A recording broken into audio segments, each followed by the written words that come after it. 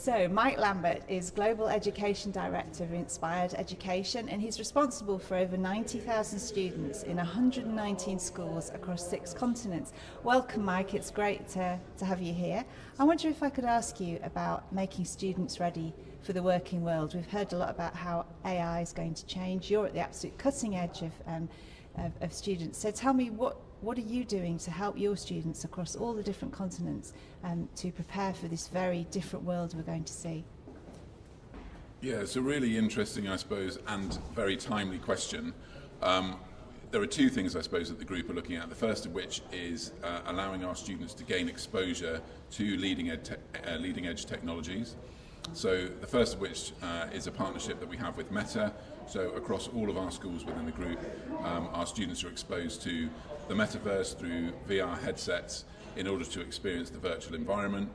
We're not entirely sure where metaverse is going to go, but this kind of exposure of what is possible is an integrated part of our curriculum.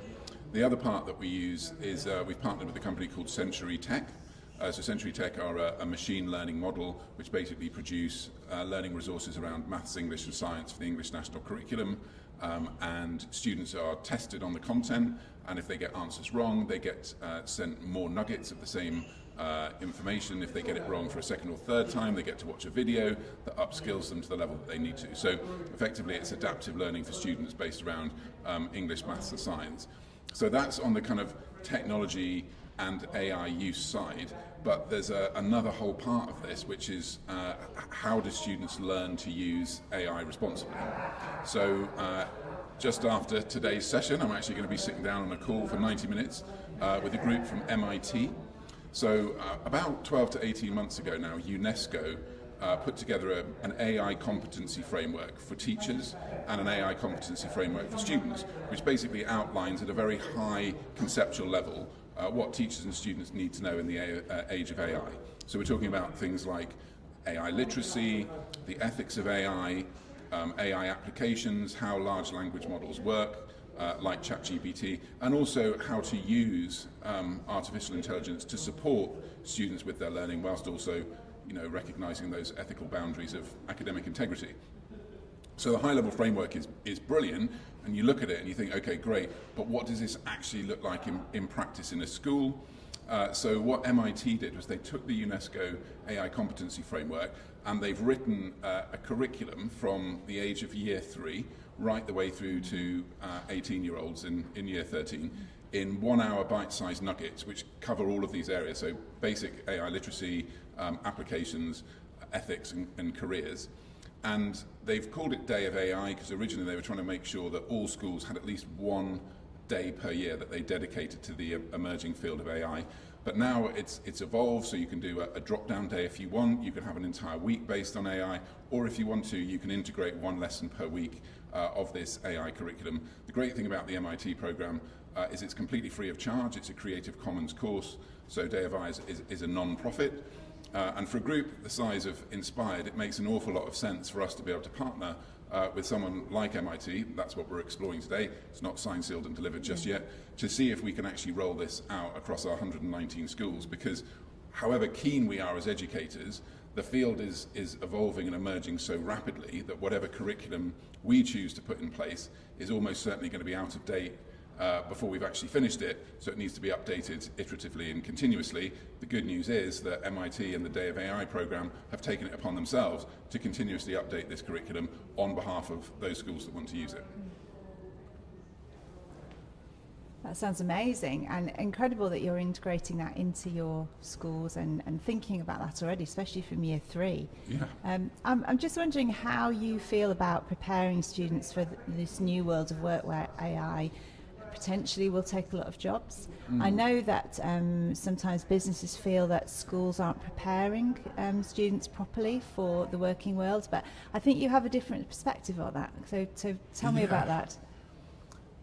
It's interesting, I think, business, and if we're talking about big business, typically, they have huge resources at their disposal. They're fundamentally and ultimately profit driven, so they have surpluses, and it's very interesting to hear big business leaders turn around and say schools are not getting students ready for us in big business. Now, there's a lot of responsibility that falls on schools, from raising children to be good citizens generally, applying knowledge, skills and understanding, and helping students to learn and grow and develop. And then there's this additional responsibility that comes from big business that says, oh, and by the way, it's also your responsibility to get your students ready for us. Now, in my mind, it should actually be the other way around. What are big business doing to show their corporate social responsibility to say, we're actually working with schools. We know what it is that we need. If we're seeing that schools aren't getting students ready for the world of work, well, what are those skills that we want to see? And what is it that we can do as part of our professional training and development for schools and for teachers to help those schools train those students ready for the world of work. So I think we need to shift the responsibility a little bit away from schools and onto big business, or at least, at best, a partnership between the two. Brilliant, thank you. And can I ask you about digital welfare for students? Because I know it's something that you've been looking at in your schools. So as you've said, it's really important for children to understand how to use digital tools, but there's also a danger, is there not, that students might spend too much time online or on their phones. So what view are you taking there?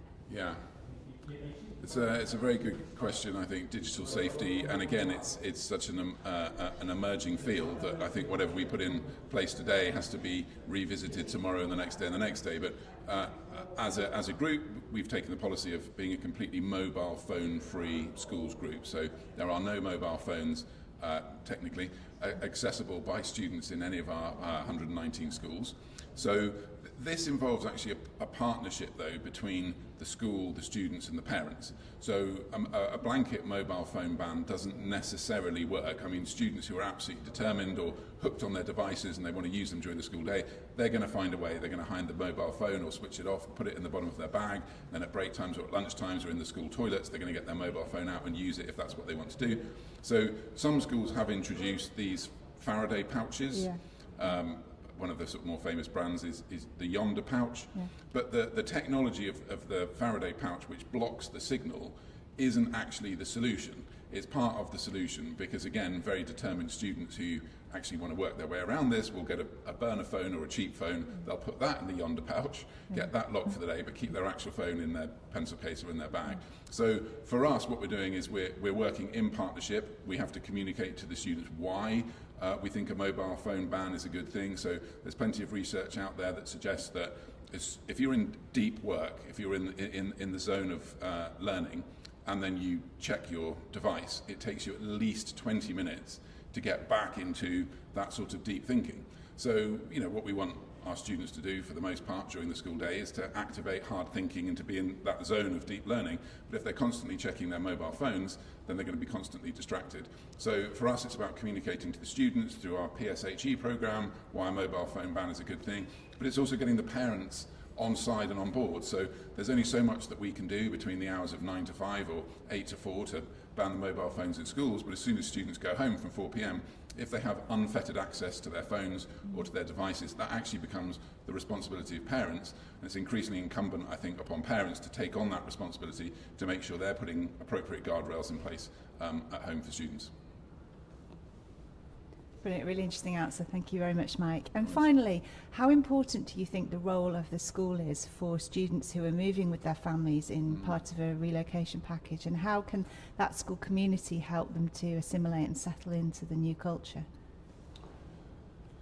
Yeah, I mean, international schools, I think, play a pivotal role in those kind of global expat moves that take place, and often it's for the students but also for the parents. You're uprooting from wherever it is that you've lived with your friendship network, with your family network. Parents are also leaving behind friends and family as well, and their support network to help look after the children. So when the children and the parents move abroad, they've often got nobody to rely on, and the school actually becomes that central focal point for integrating within the new community that they've moved to. So yeah, I mean, it's absolutely central, and I think on onboarding students, recognising as we do that we have a lot of third culture kids within our schools, children who have been globally mobile and have maybe lived in more than one country, recognising the challenges that come with that, but also having a very intentional induction programme for the students when they join the school, but also keeping those lines of communication open with the parents, making sure that the parents feel like they're part of the community, they can join in community events, fun days if you're a new student, the parents' evenings, the social events, the plays, the productions, the art exhibitions, and so on and so forth. So yeah, helping children to integrate is often probably the key to actually a successful move abroad, both for the children and also for their parents. And I've known parents whose sons and daughters haven't settled well, and because of that, I think there's a phrase that says, you're only as happy as your unhappiest child. And if a child doesn't settle well in their international school, that can often be make or break for the entire family, and they may decide that they need to or want to relocate back home as well. Yeah, brilliant. Thank you. Okay. Mike Lambert, thank you very much indeed. My pleasure. Thanks a lot. Thank you.